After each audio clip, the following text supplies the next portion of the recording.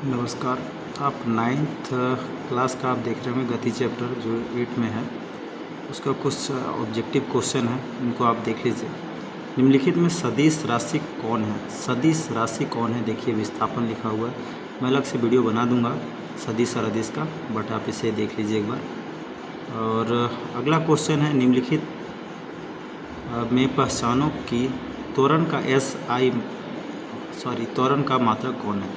तो देखिए मीटर पर सेकेंड स्क्वायर होता है। आप डी वाला देखिएगा ऑप्शन, इसका डी है। और आगे बढ़ते हैं हम लोग। तीसरा है, वेग का मात्रक निम्नलिखित में कौन है? तो वेग का जो मात्रक होता है मीटर पर सेकेंड होता है, सबको हम पढ़ा भी चुके हैं, तो आप यहाँ से आप देख लीजिए मीटर पर सेकेंड होता है। ठीक है, आगे बढ़ते हैं। इस क्वेश्चन को देखते हैं हम लोग। किसी समय अंतराल में विस्थापन का परिणाम उस समय अंतराल में वस्तु द्वारा, तो क्या होता है इसका होता है तय की गई दूरी से कम हो सकता है।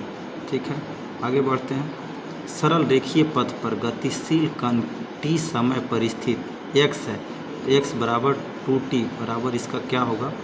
तो देखिए दोनों सही है, यानी कण का वेग समान होगा तथा कण का त्वरण शून्य होगा। यानी जहाँ से चलना चालू किया वहीं आ गया, तो त्वरण इसका समान होता है, हम पढ़ चुके हैं।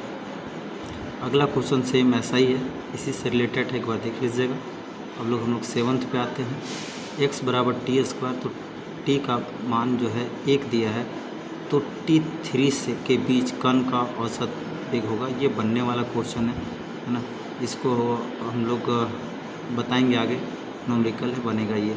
ठीक है, ये सारे क्वेश्चन देखिए। यदि सरल रेखीय पथ पर गतिशील कण का t समय पर वेग v बराबर 2t, तो क्या होगा? त्वरण और औसत त्वरण समान होगा। ठीक है, ये देखिए W किसका संकेत है? ये बहुत BBI है, ये आप इम्पोर्टेंट कर लीजिएगा 9th नंबर क्वेश्चन। तो W जो है वो है आपका कोणीय वेग है। ठीक है, 10वां चलते हैं। ओडोमीटर मापता है, बहुत इंपॉर्टेंट, कई बार पूछ चुका है इसको।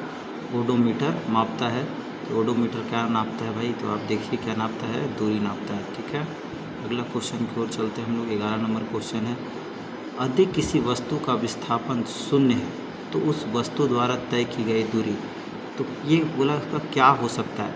तो भैया अगर वो विस्थापन शून्य हो गया तो हो सकता है अपनी जगह पे आ गया हो, या तो वो घुमा हो। तो देखिए क्या लिखा है ऑप्शन, देखिए शून्य अथवा शून्य नहीं भी हो सकता है। ठीक है भाई, अगर वो चल के अपनी जगह पे आ गया तो विस्थापन 0 होता है, तो वो तो गति तो करता ही करता है, इसलिए शून्य भी है अथवा शून्य नहीं भी हो सकता है। ठीक है, अगला आप देखिए न्यूमेरिकल है ना, ये आपको बनाने पड़ेंगे, जिसको मैं अगला नेक्स्ट वीडियो में बता दूंगा। आगे आप देखिए, बल एवं विस्थापन दोनों सदिश राशि, तो कार्य जो बल एवं विस्थापन का गुणनफल होता है, तो क्या होता है? अदिश राशि होता है। ठीक है, और आगे बढ़े हम लोग। थोड़ा क्वालिटी ख़राब आ रही है। देखिए 6 किलोमीटर पर घंटा की चाल से चल रही 1 सेकेंड में कितनी दूरी तय करेगा?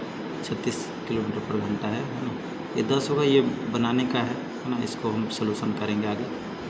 यदि किसी वस्तु द्वारा तय की गई दूरी समय के कर्मानुपाती होती है, तो हम कह सकते हैं इसको आप वस्तु एक समान चाल से चल रही है, ये बोल सकते हैं। ठीक है, यदि किसी वस्तु द्वारा तय की गई दूरी समय के वर्ग के अनुपात होता है, तो यह कहा जा सकता है, तो इसको क्या कहा जा सकता है मेरे भाई? देखिएगा, वस्तु का त्वरण अचर है, वस्तु का त्वरण अचर है।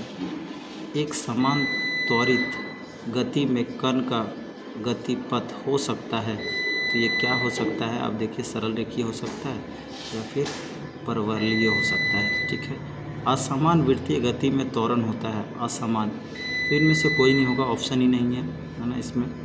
समान वृत्तीय गति में त्वरण होता है, ये आप देखिएगा, तो वेग का लंबवत होगा, वेग का लंबवत है। लास्ट क्वेश्चन आप देखिएगा, इसको स्थिति x तथा स्थिति समय t ग्राफ प्राप्त होता है, तो इसको आप देखिएगा, ये दोनों में वेग होता है। ठीक है, थैंक यू वॉचिंग वीडियो। ये 9th का था गति चैप्टर से, कुछ ऑब्जेक्टिव क्वेश्चन थे, आप इनको करने का प्रयास कीजिएगा, और जो ना बने उसको कमेंट कीजिए, बिल्कुल हम आपको बताएंगे। Thank you.